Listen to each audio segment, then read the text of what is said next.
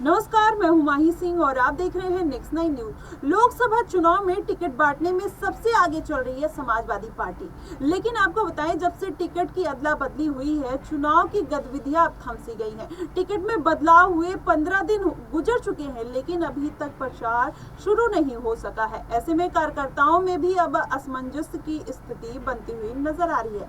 कयास ये भी लगाए जाने लगे हैं कि दोबारा टिकट में बदलाव हो सकते हैं और पार्टी धर्मेंद्र यादव को वापस बुला सकती है। हालांकि पार्टी के जिम्मेदार अभी कुछ कहने की स्थिति में नहीं दिख रहे हैं। आपको बताएं, लोकसभा चुनाव की तारीखों का ऐलान जल्द ही किया जा सकता है, लेकिन इसके बाद अगर ऐसी स्थिति बनती हुई नजर आ रही है तो ये सोचने वाली बात है। अब ऐसे में सपा का गढ़ बदायूं माना जाता है और बदायूं जिले को सपा का गढ़ माना जाता पहले से रहा है। ऐसे में पिछले चुनाव को अगर उसकी बात छोड़ दे तो उसके पहले लगातार 6 बार सपा उम्मीदवार निर्वाचित वहां से होते रहे हैं। ऐसे में 2019 के चुनाव में भी हार जीत का जो अंतर था वो केवल 18,000 वोट का ही था वहां पर। ऐसे में इसके बाद 2023 का अगर विधानसभा चुनाव देखा जाए तो वहां भी सपा की अच्छी वापसी की ओर से जिले की 6 में से 3 सीटों पर उसने जीत दर्ज की थी। तो वहीं धर्मेंद्र यादव और शिवपाल यादव को लेकर भी अब पेच जो है फंसता हुआ नजर आ रहा है। आपको बताएं, लोकसभा चुनाव को लेकर अब सपा ने भी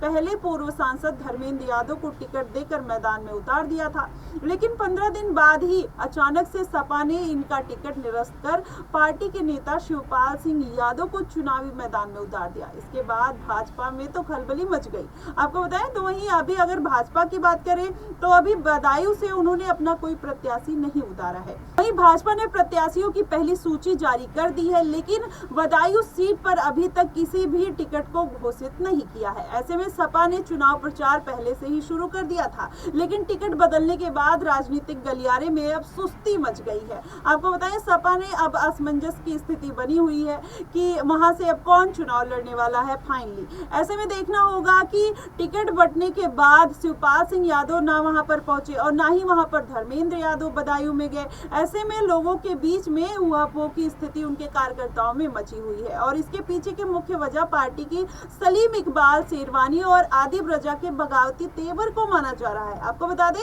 ये लोग कल से सेकुलर सम्मेलन का भी आरंभ कर रहे हैं और सपा कार्यकर्ता पार्टी प्रत्याशी अथवा जितने बड़े नेता हैं इनमें से इन सम्मेलन में आने से इनकार कर रहे हैं। ऐसे में जो सपा का सियासी गुड़ागढ़ित है वो कहीं ना कहीं लड़खड़ाते हुए नजर आ रहा है। वैसे में देखना होगा कि अखिलेश यादव की जो मुश्किलें हैं वो बढ़ती हैं या कम होती हैं। फिलहाल आपकी इस पे क्या प्रतिक्रिया बनती है आप हमें कमेंट सेक्शन में जरूर बताइएगा। फिलहाल के लिए बस इतना ही। देश और दुनिया की तमाम खबरों के लिए हमारे साथ बने रहिए नेक्स्ट 9 न्यूज पर।